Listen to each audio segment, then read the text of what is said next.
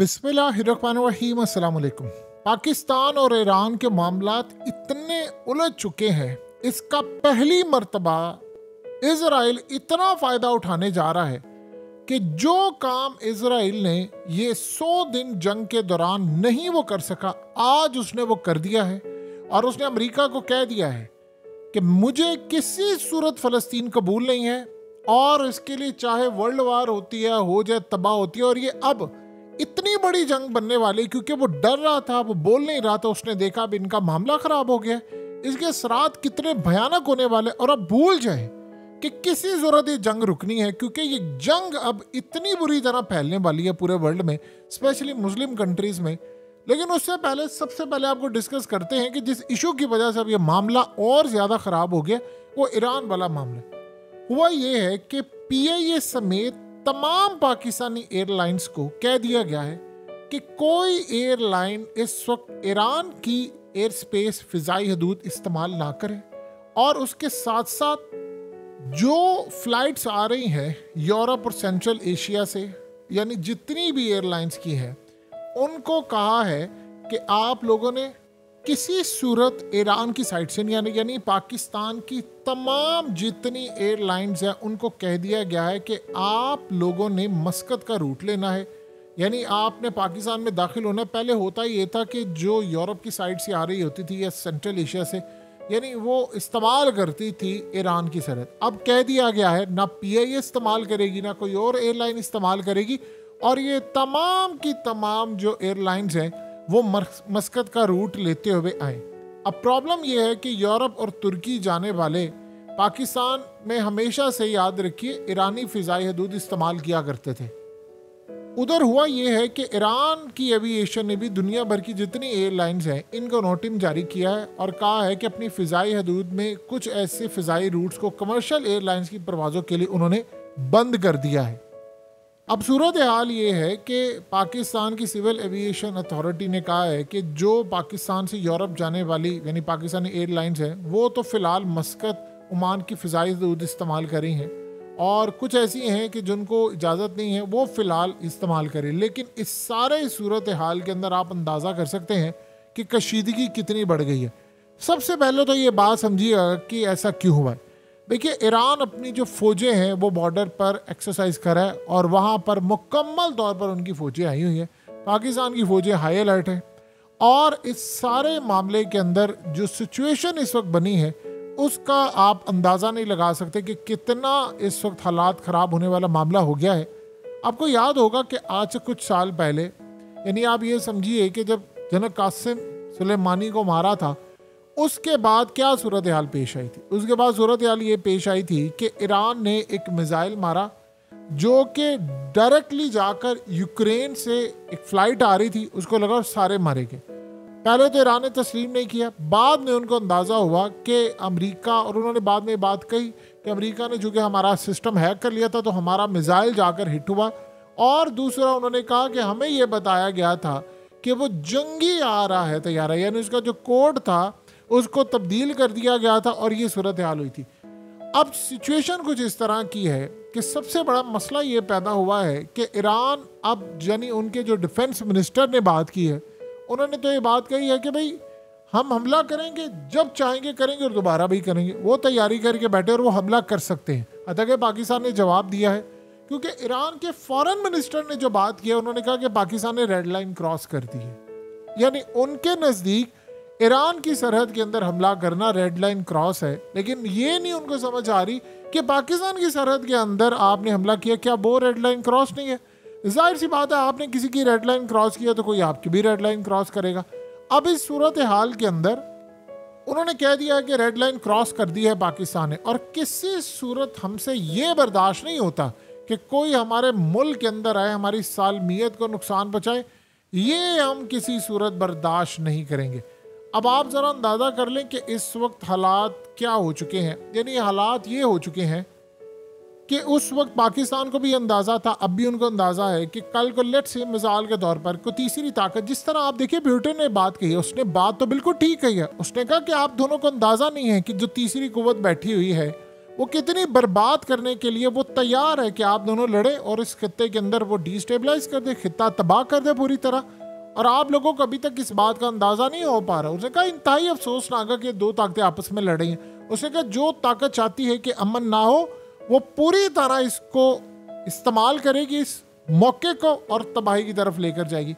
अब यहाँ से आप अंदाज़ा लगा सकते हैं कि सूरत हाल कितनी ज़्यादा ख़राब है और कितने मामलात इस वक्त ख़राब हो चुके हैं कि किसी को ये समझ नहीं आ रही कि अब करना क्या क्या सूरत हाल। और जाहिर सी बात है, लट से अब कल को ये पता चले कि PIA की वहाँ से फ़्लाइट आ रही है या हमारी कोई मुल्की एयरलाइन की आ रही है और कोई तीसरी ताकत उसको ये दिखा दे, शो कर दे कि कोई पाकिस्तान का तैयारा या कुछ है, तो फिर इस सारे मामले के अंदर कोई हैक कर ले सिस्टम या कुछ दिखा दे और फिर हालात ख़राब हो जाए। जिस तरह यूक्रेन वाली जो इनकी फ़िज़ाई हदूद के अंदर सूरत हाल हुई थी, एयरलाइन आ रही थी, उसके साथ हुआ, तो कोई भी मामला हो सकता है। लिहाजा इस वक्त कुछ भी करना तबाही को दावत देने वाली बात है। और पाकिस्तान ने काम किया, अभी ईरान ने भी ये काम करना शुरू कर दिया और करते करते सूरत हाल ये है कि ख़तरनाक मरहला पैदा हुआ है। अब यानी दोनों ममालिक को खतरा है कि मिसाइल लग सकते हैं, किसी भी वक्त लग सकते हैं, क्योंकि ईरान लट से कोई मिसाइल मार दे और पता भी ना चले और इसके बाद हालात इतने ख़राब हो जाएं कि पूरा खित्ता जंग के दरिया। नहीं फिर तो देखिए, अगर खुदा न खासा कोई फ्लाइट हिट हो जाती है, चाहे वो जानबूझ कर हो, चाहे कोई एक्सीडेंटली हो या कुछ हो, फिर उसके बाद आप ये नहीं देखते कि कैसे हुआ था, क्यों हुआ था, किसकी गलती, वो तो इन्वेस्टिगेट आप बाद में करते हैं। आप पहले मिसाइल दागते हैं और फिर आप जब दागते हैं तो फिर कोई नहीं बचता। अब आप सोचिए ज़रा इसका फ़ायदा कैसे उठाया था। ज़रा 1 मिनट के लिए सोचिए। नेतन्याहू से पिछले 100 दिनों में हो ये रहा था कि बार बार पूछा जा रहा था, बार बार पूछा जा रहा था, एक ही बात पूछी जा रही थी, आप ये बताएं कि आपने फ़लस्तीन का क्या करना है। इससे पूरी दुनिया को थोड़ी ये बताना था फ़लस्तीन का कि भाई हम 2000 साल से इंतज़ार, पता सबको है, आपको पता है, हमें पता, बच्चे बच्चे को पता, पूरे वर्ल्ड को पता है। लेकिन वो इतराफ़ नहीं कर रहा था कि भाई मैंने इस सारे मामले पर फ़लस्तीन को खा जाना है। उसने कभी भी नहीं कहा था, कभी भी नहीं। अमेरिका उसे पूछता था और आगे से वो कोई जवाब नहीं। और ये मीडिया में छपता था कि जी वो फ़लस्तीन के मामले पर उसे पूछा गया कि तुम्हारे पास नेक्स्ट टारगेट क्या है, क्या करोगे जब ये तुम ये जंग छेड़ दी है, व्हाट नेक्स्ट, क्या होगा। तुम कह रहे हो मैंने हमास को ख़त्म करना है, उसके बाद क्या होगा। तो वो कहता था कि फ़िलहाल मैंने इस बारे में कोई प्लान नहीं बनाया। प्लान उसने बनाया था, बताया भी था, ओपनली नहीं बताया था। उसका क्या मतलब, उसने कहा प्लान ये था भाई मैंने सारा फ़लस्तीन खाना है, और सारा फ़लस्तीन जब आपने खाना है तो आपने मस्जिद अक्सा भी लेनी है। तो जब मस्जिद अक्सा लेनी है तो वर्ल्ड वार 3 नहीं है, वर्ल्ड वार 3++ हो जाएगी पूरी। यानी आप ये सोच रहे, 57 इस्लामिक मुल्क में कोई बंदा रह जाएगा जो अपने मुल्क के अंदर फोर्सेस को कहेगा जाओ वहां पर जाकर हमला करो, फिर उसके बाद चीज़ें तो कंट्रोल से बाहर हो जाएंगी। आप सोचिए ज़रा कि इस वक्त अर्दुगान का मामला ये हो चुका है कि उसके हाथ से चीज़ें निकल रही हैं कि वहाँ पर ये हमास अगर वहाँ पर जीत ना रही होती तो फिर आप बताइए क्या होता वहाँ पर। क्या तुर्की और ये बाकी ममालिक के लोग वो उस वक्त सड़कों पर ना होते, कह ना रहे होते कि जाओ वहाँ पर। ये तो वहाँ पर वो जीत रहे हैं तो उनको चलो हो गया कि ठंडा बढ़ गया काम, कुछ चीज़ें हैं, इसराइल भी नहीं जीत रहा, और फिर यमन ने जो शिप तबाह करने शुरू कर दिए हैं, फिर हिजबुल्लाह ने जो हमला किया, तो लोगों को कहीं ना कहीं ये लग रहा है कि चलो इसराइल जंग हारे, वरना अगर ये इलाका ले चुके होते तो आप देखते फिर उसके बाद क्या होता। लोगों ने तो छोड़ना नहीं था, उन्हें क्या था जाओ, और पूरी दुनिया टूट जानी थी। सोचिए रूस इंतजार करता, क्या चाइना इंतजार करता। अब नेतन्याहू के मुंह से निकल गई ये बात, उसने कहा है कि हमने अमेरिका को बता दिया है किसी सूरत जंग के खात्मे के बाद फलस्तीनियों को रहने नहीं दिया जाएगा यहां पर। यह बात उसके मुंह से निकल गई है जो असल बात है। आप ये सोचे उसने कब ये मौका देखा जब पाकिस्तान और ईरान आपस में लड़े हैं।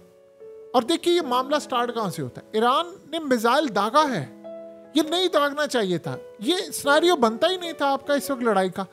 आपने देखा कि गजा के अंदर देखिए ईरान मदद कर रहा है हमास की, और उन्होंने इजराइल को शिकस्त दी है, बड़ी बुरी शिकस्त दी है, और स्टिल लड़ाई जारी है। आपको पता चल जाता है जंग का अंजाम क्या होने वाला है। इजरायली जंग नहीं जीत रहा, मेंटल हेल्थ के उनके फौजियों को इशू खड़े हो गए हैं, डॉक्टर्स वहां से छोड़कर जा रहे हैं, इन्वेस्टर्स वहां से छोड़कर जा रहे हैं। उनके पास इस जंग को हारने के सिवा कोई और चारा ही नहीं है, अंटिल के वो पूरा मुल्क ही उड़ा दें और कोई न्यूक्लियर मार दे, वो तो बात की बातें हैं ना। इस वक्त उनके पास जीत के लिए कुछ नहीं है। तो उन्होंने क्या काम किया, उन्होंने काम ये किया कि उन्होंने इस वक्त अपना प्लान रिलीज कर दिया, दुनिया को बता दिया कि हमारा अल्टीमेटली गोल है पूरे का पूरा फलस्तीन खाना। एक चीज देखिए, अगली सूरत हाल समझिए, उन्होंने जो नक्शे बनाए हुए, उन्होंने उसके बाद यहाँ थोड़ी रुकना है, उन्होंने उसके बाद मिस्र को खाना है, तुर्की को खाना है, पूरे मिडिल ईस्ट की आधी कंट्रीज खानी है। ये उनका लॉन्ग टर्म प्लान है और यहाँ से शुरुआत है। आप सोचिए, इतनी सूरत हाल खराब हो गई है तो नेतन्याहू ये जंग क्यों नहीं रोक पा रहा? क्यों नहीं रोक रहा ये जंग? वो कह रहा है मैं जंग नहीं रोकूंगा चाहे जो मर्जी हो। अगर यहाँ पर देखिए, इस वक्त हालात ये हैं कि वोट ऑफ नो कॉन्फिडेंस उसके खिलाफ आ रहा है। अगर तो वहाँ की स्टैब्लिशमेंट इतनी स्ट्रांग हुई मिलिट्री की, जो कि वहाँ के सिविलियन है, तो फिर तो ये फारिग हो जाएगा। लेकिन अभी तक वो खुद बहुत ज़्यादा स्ट्रांग है और वो ताकतें भी स्ट्रांग है जो चाहती हैं। अब हो क्या रहा है? हो अब ये रहा है कि उसके बाद नेतन्याहू ने प्लान अपना बता दिया अमेरिका को। उसे अब खुलकर कह दिया कि ये लड़ाई लड़नी है, मैंने फलस्तीन खाना है।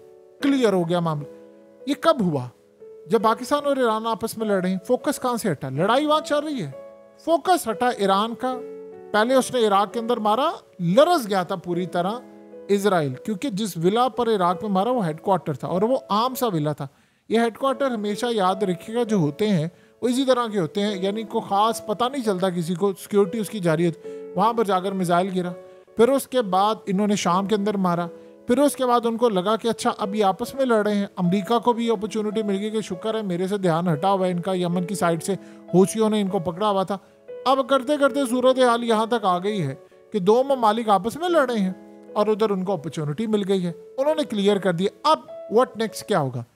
ये पाकिस्तान और ईरान का मामला ठंडा करवाने के लिए रूस कूदा हुआ है, चाइना कूदा हुआ है और ईरान के जो मामलात हैं उसमें तुर्की रोल प्ले कर रहा है। अब तुर्की ने भी कहा, ये तीन ममालिक बड़े कूदे हुए हैं ईरान और पाकिस्तान के दरमियान और कह रहे हैं कि मामलात को हल करें। देखिए, जो होना था वो हो गया। ईरान के फॉरेन मिनिस्टर ने ये बात की है कि जी रेड लाइन क्रॉस हो गई। भाई, आपने रेड लाइन क्रॉस की है किसी मुल्क की, तो आपकी भी क्रॉस होनी थी। अब हो गया मामला, अब इसको छोड़ दें, अब ये चीज़ें काम डाउन करें। ये जो काम हो रहा है कि उनकी फौजें आ गई हैं, मिलिट्री एक्सरसाइज हो रही है, फलाना हो रहा है, ये हो रहा है, वो हो रहा है, इसको छोड़ दें। ये मिलिट्री एक्सरसाइज और ये सारा कुछ अगर हम छोड़ देते हैं तो फिर उसके बाद फोकस करें उधर इजराइल की जानिब। अब होगा क्या? इजराइल ने अब ये काम करना है, वो अपॉर्चुनिटी ढूंढ रहा है। अब उसने प्लान बता दिया, उसने अब इस जंग को लेकर जाना है लिबनान तक। लिबनान में वो जंग शुरू करेगा। उसके एसेट्स हैं बहुत ज्यादा लिबनान के अंदर। ये लोगों को शायद अंदाजा नहीं है, जो हमास के साबिक लीडर मारे गए हैं वो इसी वजह से, वहां उसके बड़े एसेट्स हैं। तो यहाँ से सारे के सारे मामलात अब आगे बढ़े हैं और करते करते सूरत हाल ये हो गई है कि हम और आप उसको जज नहीं कर सकते, अंदाजा भी नहीं लगा सकते कि मामलात कितने ज्यादा खराब हो गए। अब उसके बाद अगला मरहला जरा आप देखिए कि उन्होंने प्लान ये किया है कि फलस्तीन लेना है, तो जाहिर सी बात है मस्जिद अक्सा वाला भी उनके माइंड में है। उसके बाद क्या होगा? क्या दुनिया रुकेगी? अभी तो मुस्लिम कंट्रीज ने साथ नहीं दिया, ईरान ने दिया हुआ था। उसके बाद क्या होगा? जंग है, वो बड़ी खतरनाक जंग है। चाइना ने कहा है हमने किसी सूरत फलस्तीन की रियासत को गिरने नहीं देना, इंडिपेंडेंट स्टेट। इसका क्या मतलब है? इसका यह मतलब है कि अल्टीमेटली चाइना ने रोल अदा करना है अपनी फौजें पहली दफा भेजने का, या पैसा वो भेजेंगे। रूस ने कह दिया है कि किसी सूरत फलस्तीन के बगैर। देखिए, रूस कोई मुल्क आए ना आए, रूस जरूर आ जाएगा। उसकी वजह क्या है? उनकी फौज में इतनी बड़ी तादाद के अंदर मुस्लिम्स हैं और शाम के अंदर बैठे हैं और वहां पर रूस के अंदर इस्लाम बड़ी तेजी से फैल रहा है, तो वहां पर मुसलमान भी है। तो वहां पर वो डिमांड करें अपने मुल्क के लीडर से कि आप ये कार्रवाई करेंगे, और रूस तैयार बैठा हुआ है। तो इस सारी सूरत हाल में आपको क्या लगता है कि सिर्फ इसराइल के ऊपर सारे मुसलमान ये सारी जंगें करेंगे? तो उसके पास प्लान नहीं है, वो प्लान बनाकर बैठा हुआ है, स्ट्रेटजी उसको समझ नहीं आ रही, फेल वो हो रहा है। हो सकता है कि हम दुनिया के नक्शे पर बहुत बड़ी न्यूक्लियर जंग देखें। आपने गौर नहीं किया कि उस सारी सूरत हाल के अंदर लड़ाई का अफ्रीका में, हमें यहाँ पर शायद अफ्रीका से गर्ज नहीं है, लेकिन अफ्रीका की साइड जो है वहाँ पर खाना जंगी का माहौल है। वहाँ ममालिक आपस में लड़ रहे हैं, नेटो को वो रूस से लड़ा रहा है। उसने बंदोबस्त देखिए क्या क्या किया हुआ, देख सुनते जाइएगा जरा। नेटो को उसने रूस से लड़ाना है ताकि रूस यहाँ पर ना आ सके, उसका सारा असला वहाँ जाए। यूरोप की लड़ाई वहाँ होगी। चाइना के लिए ताइवान का महाज रखा हुआ है और इंडिया पाकिस्तान का महाज है, ताकि इंडिया पाकिस्तान पर हमला करे गिलगित बल्तिस्तान वाली साइड, जिससे चाइना बुरी तरह असरअंदाज हो। अब आ जाते हैं, अगला सिनेरियो ये बन रहा है और ये बड़ा अजीबोगरीब बन रहा है, हत्ता कि यहाँ से ईरान जीत रहा था, अब बलोचिस्तान वाली साइड से ईरान और पाकिस्तान का मामला खराब हो गया, यमन वाली साइड से ऑलरेडी है, मिडिल ईस्ट का कुछ पता नहीं है।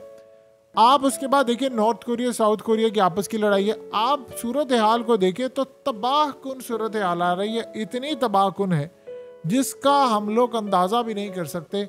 और आने वाले कुछ अरसे के अंदर हालात ये बता रहे हैं कि तमाम की तमाम चीज़ें सबके कंट्रोल से बाहर होने जा रही हैं।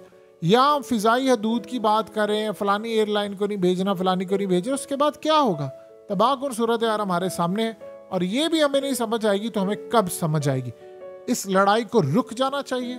ईरान सबसे पहले उसने शुरुआत की थी काम डाउन हो, और ये रूस ने उसको कहा है कि अगर किसी मुल्क के अंदर भी हमला करना होता है तो उस मुल्क के साथ मिलकर ऑपरेशन होता है, ये नहीं कि वहां अगर दहशतगर्द बैठे हो और आप उठकर चले जाओ हमला कर दें। ये रूस ने बहुत अच्छा पॉइंट रेज किया।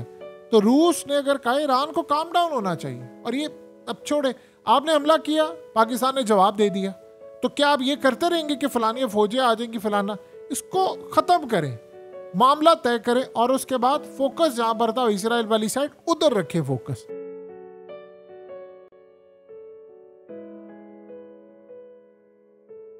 हकीकत टीवी को सब्सक्राइब करना मत भूलें, वीडियो को लाइक करें, शेयर करें और कमेंट सेक्शन में अपनी राय का इजहार ज़रूर करें।